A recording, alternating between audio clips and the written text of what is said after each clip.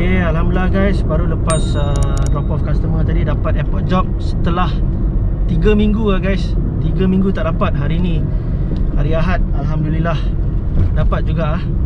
Okay, so rasanya saya tunggu kot dekat land side. Kita tengok macam mana.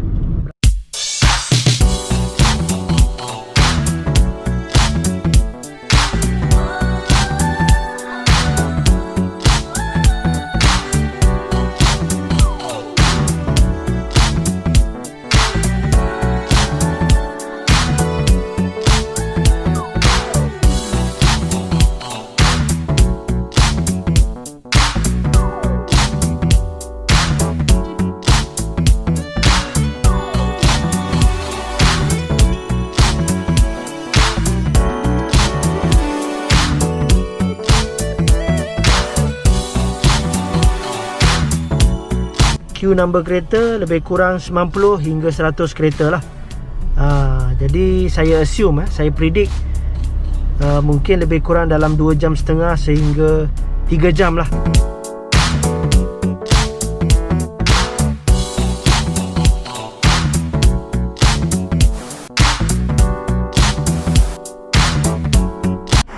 Okay, Assalamualaikum dan salam sejahtera. Saya ucapkan kepada rakan-rakan Grab kita. Kita berjumpa lagi guys. Saya Rafiq, kepala darah anda. Alhamdulillah, pada minggu lepas dan juga 2 minggu lepas, dari segi job dari segi job memang agak baik lah. Memang non-stop. Lepas tu harga pun demand dan sebagainya. Salah satu faktor adalah disebabkan mungkin driver berkurang lah. Banyak driver yang bercuti raya kan. Tapi minggu ni saya perhatikan job slow sikit lah. Job dah start slow. Driver pun dah banyak on the road. Lepas tu MOD user pun dah banyak. Jadi dari segi job tu agak terbatas lah. Tapi dengan cara yang betul dan strategi yang betul, korang masih boleh boost income. Macam biasa, saya akan reveal saya punya income dululah untuk minggu kedua bulan Ogos. Daripada 10 Ogos hari Senin hari tu sehingga 16 Ogos hari terakhir hari ni, hari Ahad.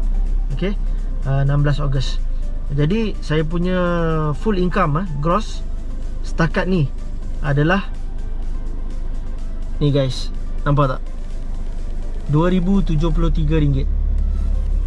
RM2,073. 152 jobs setakat ni lah.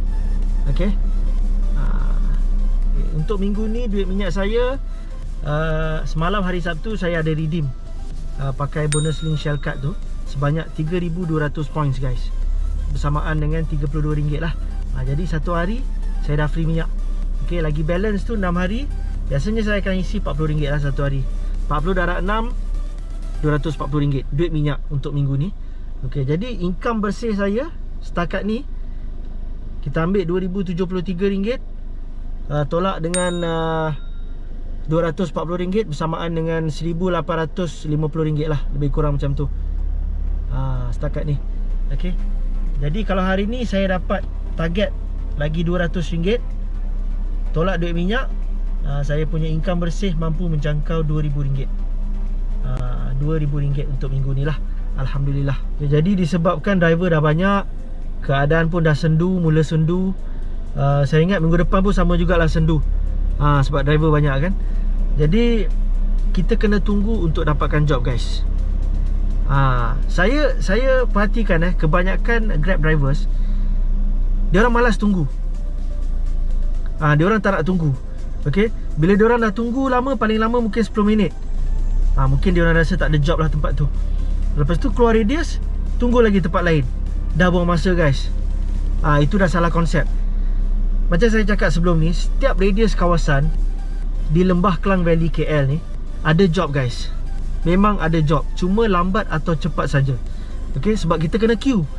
Sama juga macam kalau kita pergi hospital, kita pergi klinik kan, kita ambil nombor, kita kena queue juga. Jadi Grab dibuat fair and square untuk semua drivers. Okay, saya ambil contoh dekat Batu Caves guys. Dekat Batu Cave dekat KTM Batu Cave tu, depan sikit ada kondo kan, few kondos kan. Tak silap saya nama dia Armada Residency. Okay, depan lagi Taman Raintree, hujung sekali. Katakanlah korang dapat drop off ke Taman Raintree contoh. Okay, kenapa nak kena patah balik keluar? Kenapa tak tunggu kat situ je? Saya perhati banyak Grab drivers lepas drop off situ, either dia akan pergi ke KTM Batu Cave ataupun ke Batu Cave Temple. Okay, keluar. Tak perlu guys, tak perlu. Korang tunggu je dekat Taman Raintree tu. Setiap kawasan yang ada drop off pasti akan ada pick up. Cuma lambat atau cepat saja. Jadi buat apa korang perlu bazir minyak untuk keluar pergi ke kawasan hotspot? Tak payah. Tunggu je situ. Unless kalau kawasan tu betul-betul jauh lah, jauh sangat, outskirt area lah maksud saya. Okay, macam ada sekali tu saya pernah dapat pick up daripada Batu Cave, hantar customer tu ke Genting Sempah. Genting Sempah dekat hospital kampung orang asli. Kat situ memang tak ada job lah guys. Tak ada job lah. Yang ada job pun customer yang kita baru hantar tadi. Takkan kita nak tunggu dia. Okay, jadi biasanya saya akan patah balik. Saya akan ke either UIA paling dekat, ataupun ke Gombak lah, ataupun Batu Cave dan sebagainya. Saya akan sentuh sedikit mengenai maintenance kereta lah. Okay, cara-cara saya menjaga maintenance kereta saya setiap bulan, dan juga pengiraan expenses untuk maintenance kereta saya lah. Since banyak Grab drivers yang bertanyakan saya, jadi saya akan explain lah. Okay, dia maintenance ni dia terdiri daripada beberapa kategori lah. Okay, maintenance setiap bulan, 3 bulan, 6 bulan, 12 bulan, setahun dan sebagainya. Jadi untuk kategori yang pertama, maintenance setiap bulan lah. Of course saya punya minyak hitam lah. Minyak hitam saya akan tukar setiap bulan. Sebab apa? Sebab saya punya mileage untuk satu bulan lebih kurang 8,000 km hingga 10,000 km guys. 8,000 hingga 10,000, bergantung pada income yang saya dapat lah. Okay, jadi lebih income, lebih mileage. Biasanya minyak hitam ni saya akan redeem, saya akan claim daripada Grab benefit saya. Okay, since saya platinum driver, jadi setiap platinum driver Grab bagi RM50 off, RM50 off daripada setiap pembelian minyak hitam Shell Helix. Okay, jadi biasanya saya akan ambil yang fully synthetic lah. Okay, fully synthetic harga lebih kurang 165. Tolak RM50, 115 saja saya bayar. Okay, lepas tu saya hantar dekat workshop, oil filter dan juga labor charge total RM20. Jadi 115 tambah RM20, 135 saja untuk minyak hitam. Untuk penukaran minyak hitam setiap bulan 135 saja. Satu lagi guys, saya punya tayar. Saya punya tayar, maintenance tayar lah. Setiap bulan saya akan pergi ke kedai tayar saya, lepas tu suruh dia check lah setiap daripada tayar saya. Kalau ada pancit ke, ada kena paku ke, dan sebagainya, jadi dia akan check semua. So biasanya saya spend dalam RM5 ataupun RM10 sajalah. Okay, biasa untuk balancing pula dia bergantung. Balancing tayar dia bergantung. Kalau rasa macam tak sedap bawa kan, biasanya kalau kita bawa laju kita bawa laju, lepas tu dia macam bergegar kan depan tayar tu kiri kanan, saya akan hantar lah. Saya akan hantar. Biasanya saya spend balancing ni, satu tayar lebih kurang RM5 saja. Memang murah. Ada satu kedai tu murah, satu tayar balancing RM5 saja, dua tayar RM10. Okay, untuk maintenance 3 bulan sekali. Maintenance 3 bulan sekali ni, yang pertama adalah alignment lah. Alignment ni setiap 3 bulan saya akan hantar repair. Okay, biasanya alignment ni dia kena ikut mileage. Setiap 3,000 km hingga 5,000 km baru kita hantar. Tapi saya punya dah lebih lah, nak dekat 20,000 km. Tapi dia bergantung lah sebenarnya alignment ni. Kalau saya tengok saya punya steering dah tak inline dah tak inline lagi, that's where I sell my car lah. Saya akan spend alignment saya lebih kurang RM70 hingga RM80 lah. Kadang-kadang RM75, bergantung pada tempat. Lepas tu skimming pula guys. Skimming disc, brake disc tu skimming, itu saya akan spend lebih kurang dalam RM70 lah. RM70 untuk one side lah, skimming disc. Daripada kita nak tukar baru, kita skim lah. Biasanya kalau skimming ni boleh tahan lebih kurang 3 bulan lah. Sebab kita selalu drive kan. Okay, untuk maintenance yang 6 bulan sekali guys, yang pertama minyak gear lah. Setiap 6 bulan saya akan tukar minyak gear saya. Saya akan pakai yang ATF Pro 2 SP3. ATF Pro 2 SP3 CC079. 1 liter berharga lebih kurang RM40 tak silap saya. RM40. Jadi kalau yang beza ni dia pakai 3 liter. Jadi tuang 3 kali lah. Total dalam RM120. Boleh juga kalau nak redeem dekat Grab Benefit. Tapi saya tengok harga pun lebih kurang sama. Okay. Dan might as well just hantar dekat workshop and suruh dia buat lah. RM120 untuk minyak gear. Lepas tu untuk aircon pula guys. Aircon setiap 6 bulan sekali saya akan servis lah. Saya akan cuci dan juga vacuum dekat aircon kompartmen depan tu. Lepas tu buat sekali blower air filter. Itu jumlah dua lebih kurang dalam RM85, termasuk top up gas aircon sekali lah. Dan satu lagi, kadang-kadang saya punya aircon compressor tu ada masalah magnet clutch. Okay, selalu ada masalah tu. Itu kalau saya tukar tu pun lebih kurang dalam RM330. Itu agak mahal sikit. Tapi sekali-sekala lah, bukan selalu lah. Okay, last but not least, maintenance untuk 1 tahun lah. Setiap 12 bulan lah. Okay, yang pertama of course tayar lah. Tayar biasa saya tak ambil second hand, saya beli yang baru terus, first hand lah. Jadi baru-baru ni Grab dia ada collaborate dengan Lim Tayar. Dia ada buat satu package buy 2 free 2 jadi kepada platinum driver dapat buy 2 free 2, kepada gold driver buy 3 free 1. Jadi advantage untuk platinum lah. Jadi saya ambil tayar Interstate Touring GT. Interstate Touring GT size 15. Satu biji harga lebih kurang RM210. Okay, jadi saya ambil 2 biji, RM420 lah. Dapat lagi 2 percuma. Jadi saya dah save RM400 kat situ. Okay, dan yang ini paling mahal sekali lah guys. Paling mahal sekali. Saya kirakan sekali lah semua 4 komponen ni.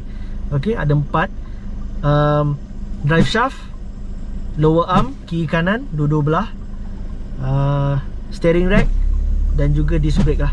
4 komponen ni.